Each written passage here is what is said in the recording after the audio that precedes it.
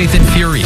Thank you for listening to Give Me a Mulligan. You know, you have your family, you have your friends. Good Sunday morning, and thanks so much for joining us. Click on the podcast, download it, and listen to the whole show.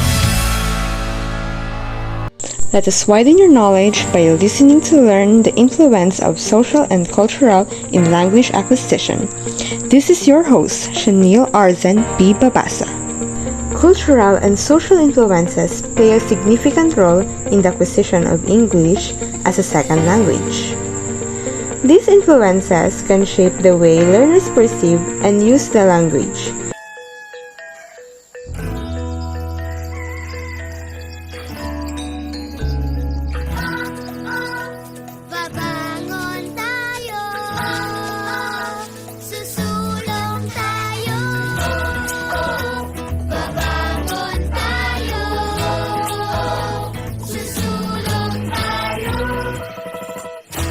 Banat ng buto, todo-todong pagkakayon. Dahil pag may tinanim, tsak na may aanihin. Tanim na kape ay dito, sa tulong nyo di susuko. At ang pagbangon natin, ang gigising sa mundo. Babangon tayo, susulong tayo. Dahil ang pagbangon natin ito, ang gigising sa pangarap mo. Babangon tayo, susulong tayo. Babangon tayo, susulong tayo. Babangon tayo, susulong tayo.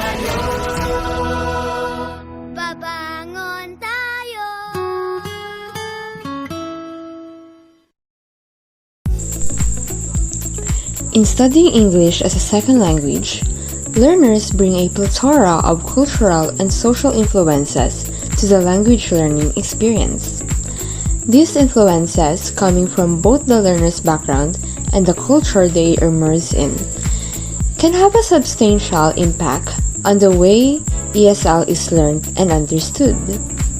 Firstly, cultural background plays a significant role in ESL learning. Learners from different culture may have varying levels of ease with learning the language, based on their native language syntax and structures. Some language may be closer to English than others, making it easier for learners to grasp certain concepts. For example, learners may be more likely to use indirect communication or avoid direct criticism depending on their cultural backgrounds. They may also have unique linguistic features such as different accent or pronunciation, which can affect their ability to communicate effectively in English. Learning a foreign language inherently involves integrating and adapting to new linguistic and cultural elements to communicate effectively. In the case of English as a second language, learners face unique challenges as they engage with the language and culture. Cultural and social factors play a significant role in this process and can shape the way learners perceive, understand, and utilize the language. Culture influences communication styles, which in turn impact how learners interact with the language. For example, some cultures prioritize indirectness, while others value directness.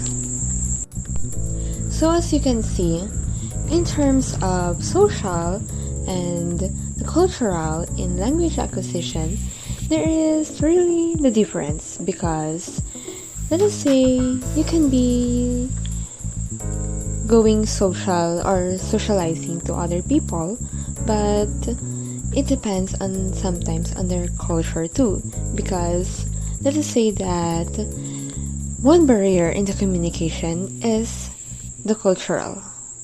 Energize! Start your day the champion way. Be energy, energy gap. Be energy gap. Drink Milo every day. Milo every day. With your 3 balanced meals, beat energy gap. Drink Milo every day. Milo every day. Drink Milo every day and help beat energy gap like a champ.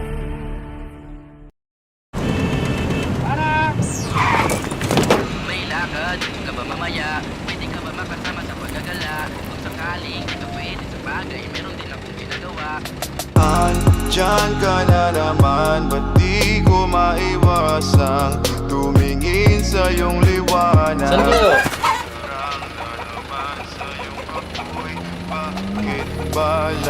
Moments hit different with Spotify. Download the free app.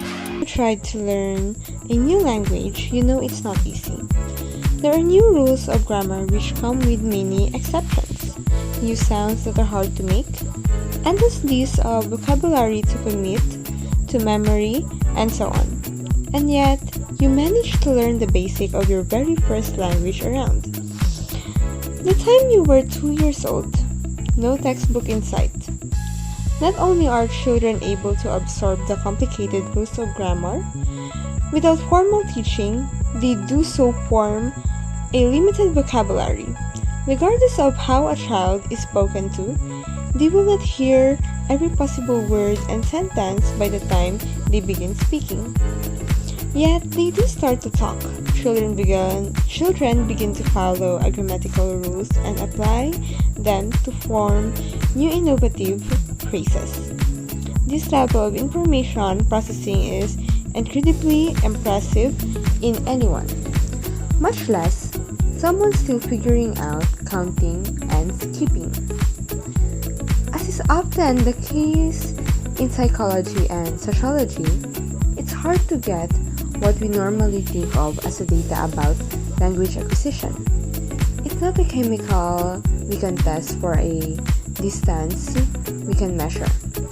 Imagine, a 2-year-old, how many words they know, not a particularly useful or productive task, right? However, there are some facts that are generally agreed upon by scientific community. The first couple years of life are the critical period for language learning, which becomes a much harder task as people age. Children usually say their first word around 10-18 months of age, and graduate to phrases sometimes before they are 2 years old. In fact, studies have shown that 18-month-olds can tell the difference between correctly formed verb pairs is jumping and incorrect ones will jumping. Somewhere between 4 and 7 years old, children begin to be able to tell stories that more or less make sense. We also know that learning a language is not like walking up the steady increases of a ramp, but more like walking the hills and valleys of a country road. Usually, when we learn a new skill, the more we practice, the better we get. However, this isn't always true in the early stages of language development. When children are first learning to talk, the verbs they use are usually the most common, such as go, eat, talk, give, run, etc. These are often irregular in the past tense, although at first they use the past tense properly. I ran, he went. Kids typically regress for a while. They often overflow rules, saying phrases like I run instead of I run.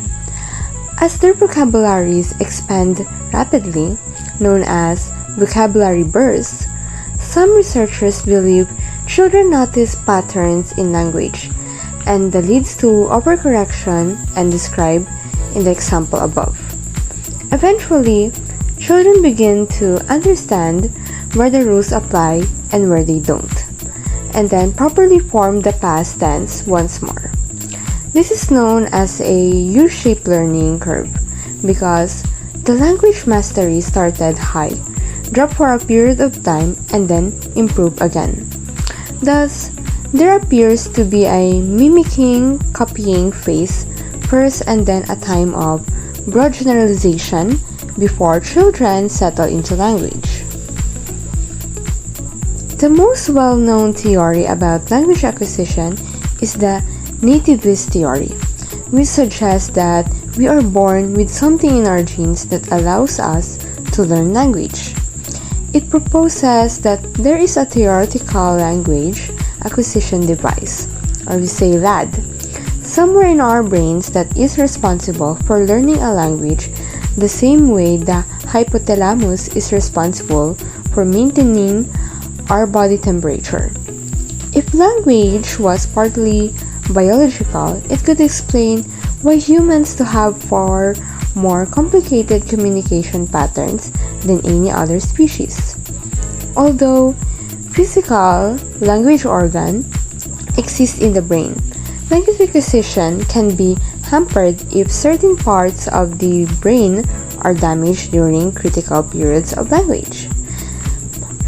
Damage to the left hemisphere, for example, can lead to aphasia, a disorder which causes problem with language while leaving intelligence untouched. For example, in Wernicke's aphasia, patients with damage in a certain region of the brain can no longer understand language.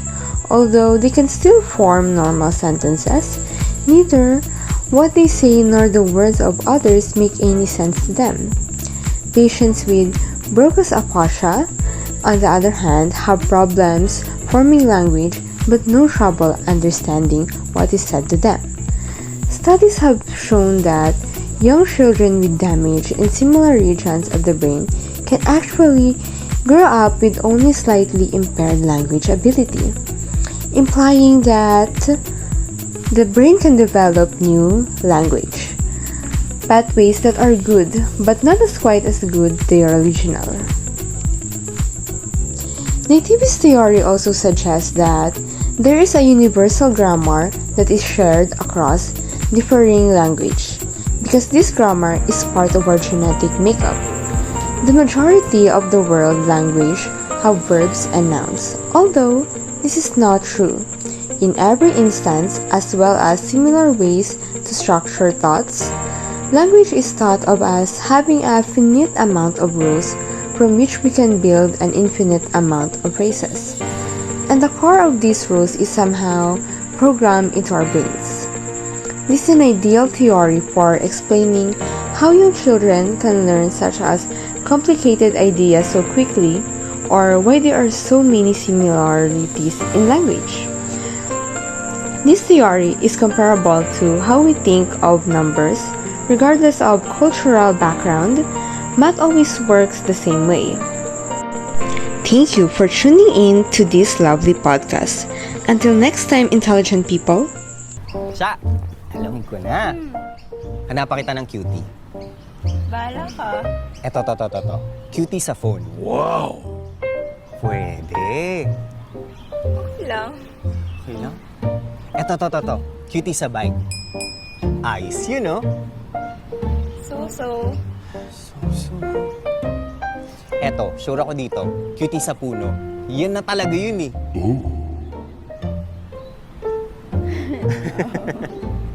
Cutie sa car. Cutie sa stairs. Cutie sa table. Wala ba talagang cutie para sa'yo dito? Hoy! Meron. Asan? Saan? Cutie sa cone.